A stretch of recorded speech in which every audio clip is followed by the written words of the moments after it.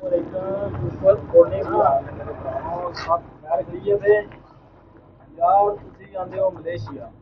Malaysia मतलब ये देखने को अच्छा है ठीक है बाकी बड़ी जलालत है काम के सिलसिले बड़ी जलालत है ठीक है अगू फिर आउन का बड़ा मसला आता है जेंट जेह्ड़े लोग टोपी करा के साइड से हो जाते ठीक है अगू मसला बनता है काउंटर सैटिंग का ठीक है उस जे अगर तुसी हुण इन्ने पैसे ला के आंदे हो 5 लाख 6 लाख तो वो लोग के वापस चले जाते हो ਤੁਹਾਡੇ पैसे ਜ਼ਾਇਆ ने ठीक है जेंट तो अपने ले लैने ਤੁਹਾਡੇ ਜ਼ਾਇਆ ने सही है बाकी मलेशिया कंट्री जी बड़ी नाइस है हर मुल्क ना होगे ठीक है नहीं किसी जगह पे होती है हर मुल्क को होगी नाइस ओके बाकी मेरी जान दे टोटे ख्याल करो मलेशिया ना आओ मलेशिया बहुत अच्छी कंट्री है ये इंडिया में मलेशिया गलत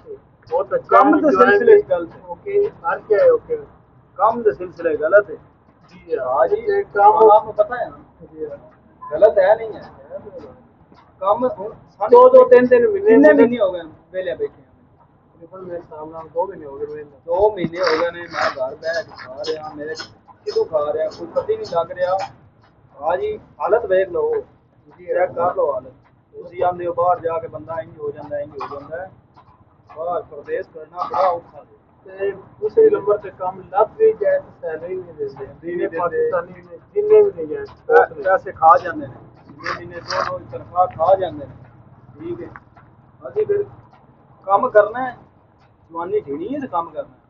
है पैसे नहीं देने तो फिर काम की करना है ओके मैं कर रहा हूँ नेक्स्ट वीडियो अच्छी अपडेट देते रहेंगे आपको अपडेट करते रहेंगे इंशाल्लाह सलाम वालेकुम ख्याल रखें अस्सलाम वालेकुम